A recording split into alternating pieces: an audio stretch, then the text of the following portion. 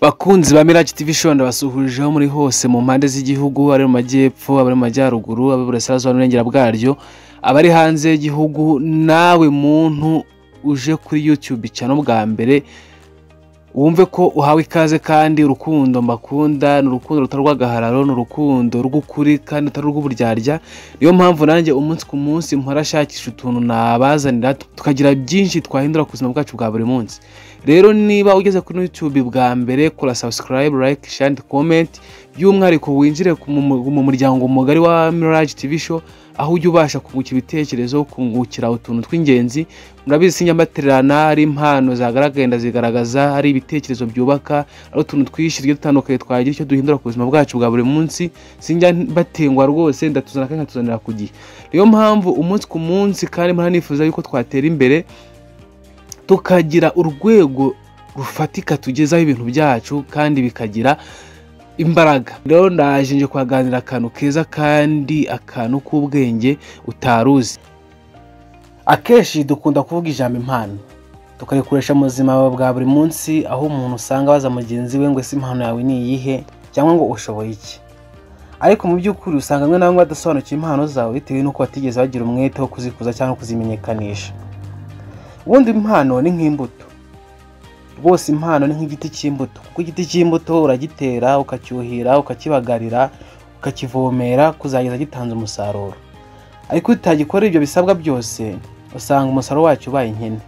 Nako impano imeze. Rero nambere ubanza ukamenya impano yawe, ukamenya uburyo wayikuza, ukamenya icyo wakora kugira ngo impano yawe itere imbere kuzageza ibyaye umusaruro. Kuri inshuro ngiye kubwira ibintu by'ingenzi umuntu wese agomba kwitaho niba ashaka gutera imbere mu buryo bw'impano ye. Uje kwibaza ngo ni gute natera imbere mu buryo bw'impano yanjye? Ese impano yanjye ubundi yantunga byagenda gute? Nicyo kintu ngiye gufasha kuba wakisobanukirwaho kandi ukamenya neza, ukajya ubasha kubyaza impano yawe umusaruro. Ariko mbere yuko nkomeza, nshoboye kukubaza ikibazo kimeze gutya: ese ushaka kuba mwiza kurusha uko wari uri imbere? Ahazaza hawe ushaka ko haba heza kurusha ahashize? Ese wifuza ko impano yawe imenyekana, ikabyara umusaruro kandi ugatera imbere? Niba ari yego, fata akanya umenye ibintu bitandatu ushobora guhindura ku buzima bwawe kuva ku mpano yawe ikiri ibanga. Iyo mvuze ku mpano yawe ikiri ibanga, ni impano y'ibanga nawe ubwawe utari wisobanukirwa neza, utarayikuza, uba nyine nawe ubwawe utaramenya ngo impano yanjye ni iyihe cyangwa mu kimwe unayifite, abantu bataramenya ngo ufite impano bwoko ki. Nicyo bita impano y'ibanga. Noneho kuzageza iyo mpano y'ibanga ibaye impano itangaza isi. Iyo mpano yawe ikaba impano itangaza abantu bose batuye isi, ugasanga wese atangira wowe cyangwa akwibaza umunsi ku munsi bitewe n'impano yawe.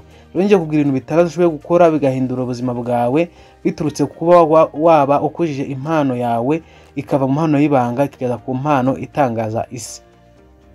Ngiye gutegura ikiganiro ngiye no kukikugezaho. Ni Mirage Official kuri Mirage TV Show nk'ibisanzwe. Reka tubane.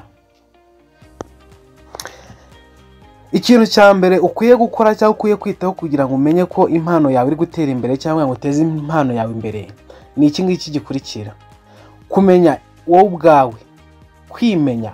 Ubwo nta muntu wundi uzakunya kuruta uko wimenya. Rero nambere banza wimenye neza, umenya aho ufite intege nyinshi naho ufite intege nkeya. Kumenya intege zawe nyinshi n'intege zawe nkeya bituma unasobanukirwa neza impano wifuza guteza imbere, ndetse ukamenya n'impamvu yayo. Kora yuko wamaze kumenya ukisobanukirwa, umenya ibyo ushoboye gukora, ukamenya ibyo udashoboye gukora. Iyo umaze kumenya ibyo ushoboye gukora, uravuga uti wenda nashobora gukina umupira, nashobora gukina volley, nashobora kuririmba, nashobora kubyina. Ibyo byose ukamenya ko ubifitemo mbegamo intege nyinshi, cyangwa ibyo bintu ukamenya neza ko ubizi. Ariko nyuma yo kumenya yuko ubizi, uravuga ngo ni iki nakora neza kuruta ibindi kugira ngo mbe ari cyo nitaho nkibyaze umusaruro. Menya ibyo ushoboye n'ibyo udashoboye. Rero umaze kumenya icyo ushoboye, menya neza icyo kintu ushoboye ugiteza imbere, ndetse n'impamvu wifuza kugiteza imbere. Kuko ushoboye gusanga icyo uteje imbere nta n'ikintu gitekerezaho. Icara umenye ngo ese ikintu ngikoze cyambyarira iye nyungu mu gihe kizaza, iki kintu ngikoze cyamarira iki, cyamarira iki sosiyete, cyamarira iki umuryango nanjye biti cyanjye, ubone kugiteza imbere. Niba ushoboye kuririmba kuruta ibindi ukabona kuririmba no hari inyungu, shyiramo imbaraga, ibyo bindi bishyize ku ruhande. Menya neza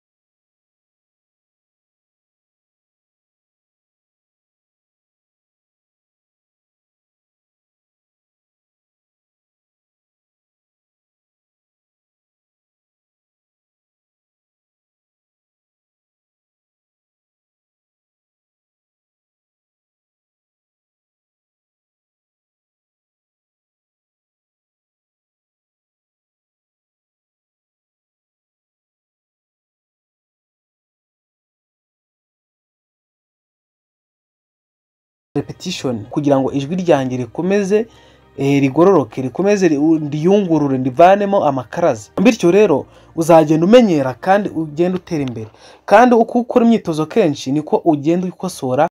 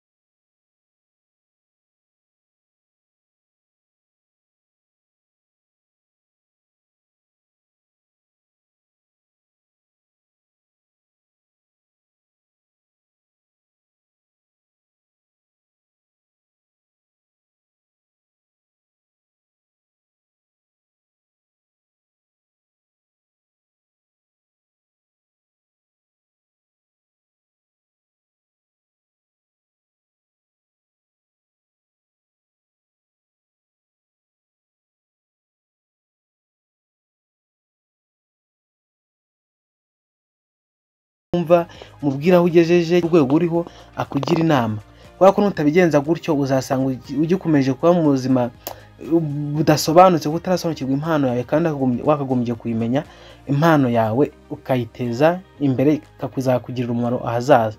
Impano yawe yakugira umumaro, yagutunga, niyo mpamvu ugomba kuyitwara neza, nk'uko rakubwiye ko impano ari nk'igiti ugomba kucyuhira kigakura, yewe ukakitaho uburyo bwose bushoboka ngo uzabyara umusaruro.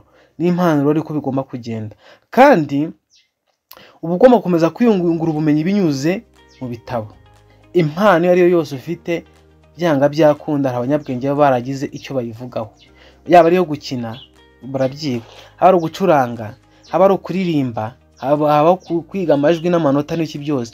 Impano yose ufite ugomba gukomeza kwiyungura ubumenyi bujyanye nayo binyuze mu gusoma ibitabo, binyuze mu mahugurwa, binyuze mu masomo kuri internet.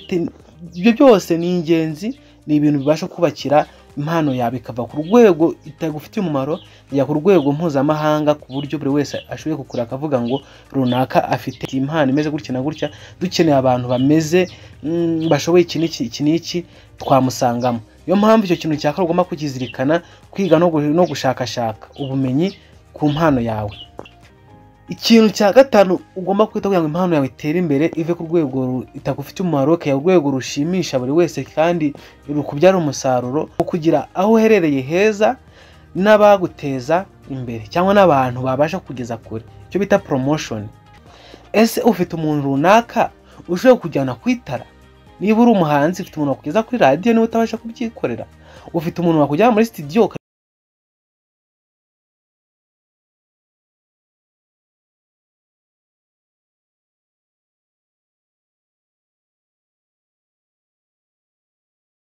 abantu baguteza cyangwa n'abantu bakugeza kure. Abaho mu muryango w'abantu bagufasha, rwose ugende wibere mu muryango w'abantu bagufasha, bagushyigikira kandi bagusunika, kuko ku giti cyawe ntabwo wakisunika. Niba uri umunyeshuri ufite impano yo kuririmba, ntabwo wabona ibihumbi 120 cyangwa 150 cyangwa 500 yo kujya kuri recording audio. Ubwo ibya video byo reka tubyirengagize, byibuze kugira ngo nujya no kuri radio ubonye n'amahirwe uvuge ati ngende umuhanzi, wenda niba kwazi igihangano cyavuga ati nta bushobozi bwo gukora video ufite, ariko ufite audio na so iri hanze, umuntu akumva igihangano cyawe, ubwo bushobozi utabufite. Niyo mpamvu rero ugomba kuzirikana iki kintu. Icya kabiri, ugomba kwita mu buryo kuba uri ahantu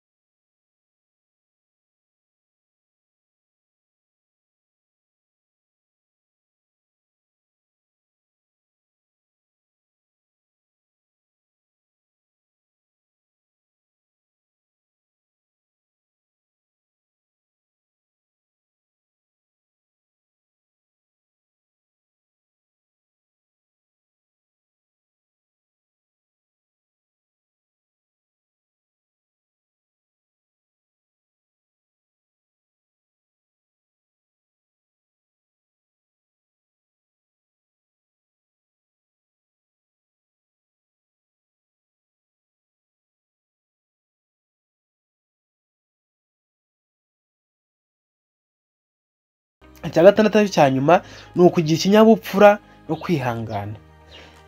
Ubundi bavuga yuko ibintu byose wakora udafite discipline baripfa gusa. Ntiwabana n'abandi udafite discipline, ntiwayobora udafite discipline, ntiwatera imbere udafite discipline, kuko wasanga koza amafuti bakanagufunga. Niba udafite discipline mu bintu byose ukora, haba mu rugo iwanyu, haba mu kazi, haba mu byo utekereza gukora, uba ugomba kuba smart. That's why kugira ikinyabupfura no kwihangana nicyo kintu cy'ipfundo kugira ngo impano yawe itere imbere. Kuko udafite discipline mu byo ukora ntiwatera imbere. Udafite discipline ntiwakora umwitozo yari hasi twavugaga, ntabwo wagira kwitoza kenshi. Udafite discipline ntiwakwihuza n'abantu ngo mukore iyo group. Udafite discipline nta nubwo nawe ku giti cyawe wabasha kwigenzura ngo umenye icyo ukeneye. Ni hano usanga uri no mu kajagari umunsi ku munsi.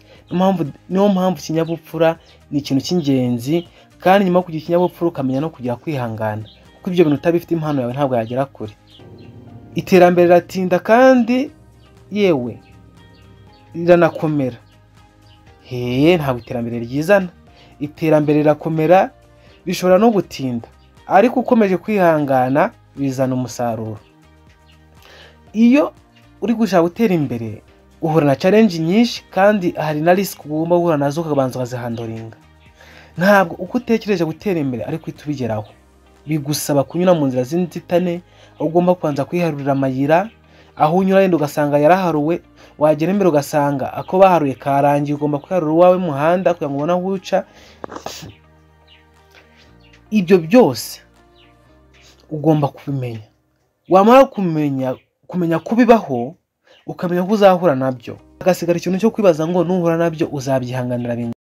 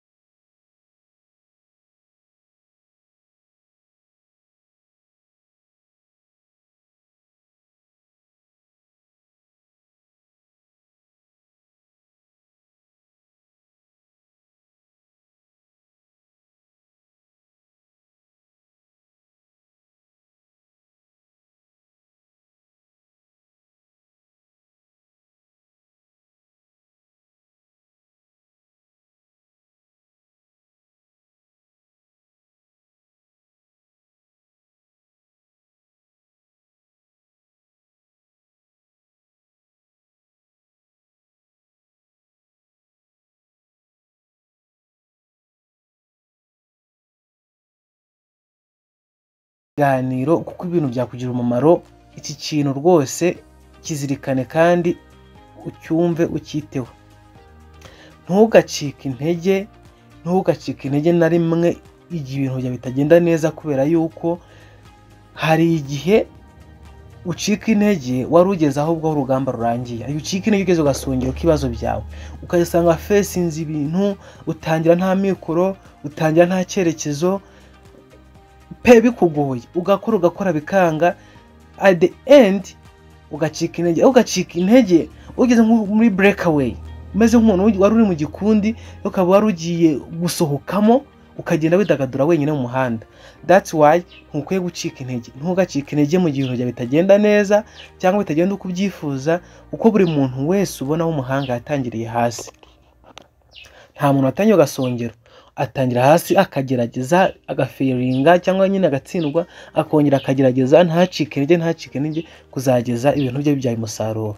Ibintu rero bigerageze kuva uyu munsi, step by step, kuva ku cyambere kuza kuri ikintu cya gatandatu cy'ingenzi. Nubikora neza, ndizera ko uzanshimira nyuma. Impano yawe izatera imbere, impano yawe izakura, impano yawe izava ku rwego rumwe igere ku rundi, kandi uzahinduka icyitegererezo abo ukunda kwitabara modo, kandi nawe bizarangira nkuko nakubwiye. Iyo uri gushaka kukuza impano ugomba kuganira n'abantu bateye imbere muri iyo mpano, bizarangira nawe uhuye n'abantu benshi bakugisha inama bitewe n'uko icyo bagezeho. Kora subscribe kuri Mirage TV Show niba ubwa mbere ukurikiye iyi YouTube channel. Ni YouTube igomba kugira umumaro kuri society nyarwanda. Ni YouTube izanyuza ibiganiro by'ubujyanama, ibiganiro byakubaka, kandi tutirengagije yuko njya nkoresha n'abantu bafite impano akagaragariza rubanda icyo bashoboye. Wakoze gukurikirana ibiganiro bya Mirage TV Show, ndagukunda kandi wumve ko umutima wanjye ukwishimiye. Kora subscribe niba urebye kino kiganiro bwa mbere, kandi usangize ibi biganiro abandi bantu, kubera yuko ni ibiganiro by'umumaro, ni ibiganiro byahindura ubuzima bwacu bwa buri munsi, ni ibiganiro by'itafari byubaka kuri society nyarwanda. That's why udakwiye kubyihererana. Kora subscribe, usharinge, kandi